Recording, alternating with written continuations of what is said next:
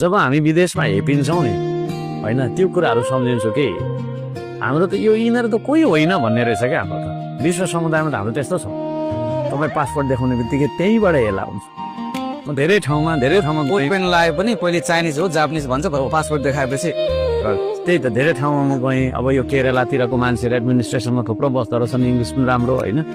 अनि फिलिपिनो जस्तो देख्ने अनुहार यत्रो नाक होइन ट्याक घिनलाग्दो टाइपको छ नि त। तपाईँ यस्तो ह्यान्डसम त छैन अनुहार त। अनि पहिला चाहिँ फिलिपिनो जस्तो लाग्दो रहेछ होइन।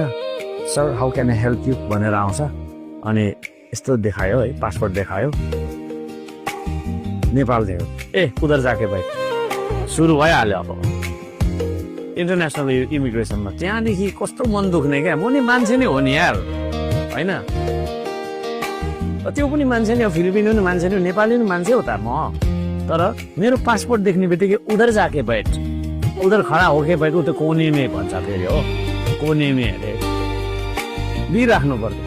अरू चाहिँ गइराखेको छ, म चाहिँ नेपाली भएको कारणले हेला हुनुपर्ने।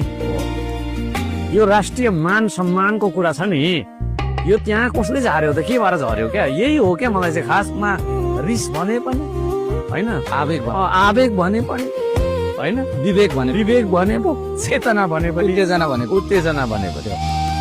हाम्रो देशलाई पनि सम्मानपूर्ण होइन के अरे पूर्वक खडा हुने देश बनाउँछु भनेर मैले सङ्कल्प लिएर निस्केँ।